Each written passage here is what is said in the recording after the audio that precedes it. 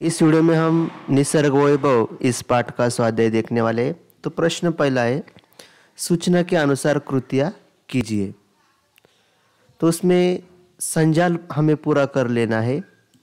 तो उसमें हमें ये संजाल है जो ये हमने पूरा कर लिया है।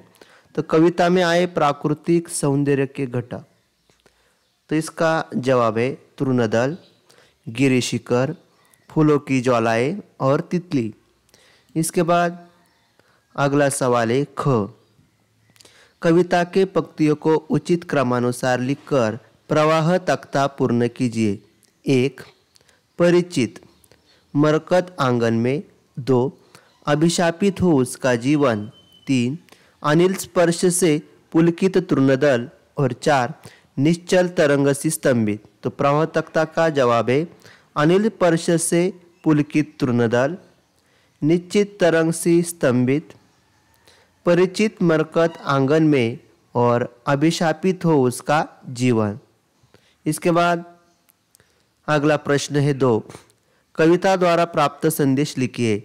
इसका जवाब है कविता से हमें यह संदेश मिलता है कि मनुष्य को अपने व्यवहार का विश्लेषण करना चाहिए कि क्यों वह सदैव चिंताग्रस्त रहता है, संघर्षरत रहता है। मनुष्य इस सृष्टि का सर्वश्रेष्ठ प्राणी है। उसे ईश्वर ने बुद्धि दी है, कल्पना और तर्क शक्ति दी है। अपनी इन्हीं विशेषताओं के प्रयोग से कंदराओं और जंगलों में रहने वाला मनुष्य आज न केवल चांद पर पहुंच गया है बल्कि मंगल ग्रह पर बसने की तैयारी कर रहा है। ऐसा मनुष्य क्यों दुखी है? मनुष्य को अपना अहंकार छोड़कर वसुधैव कुटुंबकम की भावना अपनानी चाहिए। इसके बाद प्रश्न तीसरा है, कविता के तृतीय चरण का भावार्थ सरल हिंदी में लिखिए। उसका जवाब है रंग बिरंगे फूल आँखों को शीतलता प्रदान करते हैं। मधु से भरी हुई कलियों का रस भौरों का दल पीता है। तितलियाँ उन पर मंडराती है।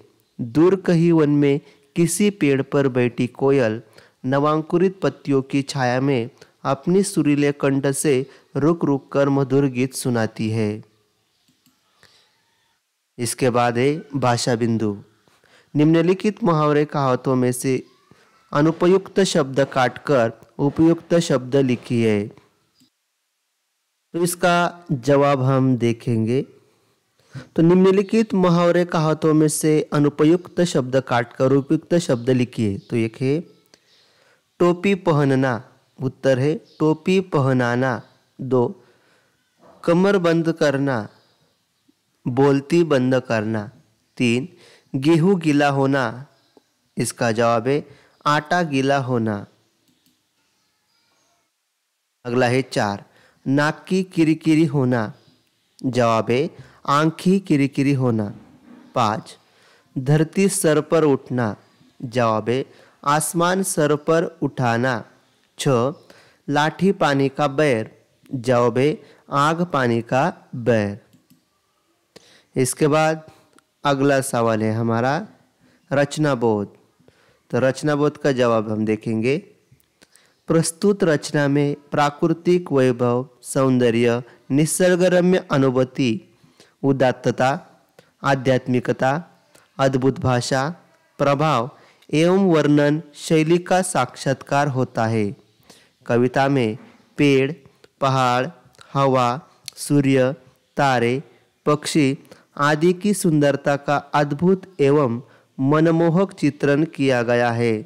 इसके साथ ही कवि ने मानव के बदलते चरित्र और उसमें आवश्यक बदलाव के बारे में अपना मत व्यक्त किया है।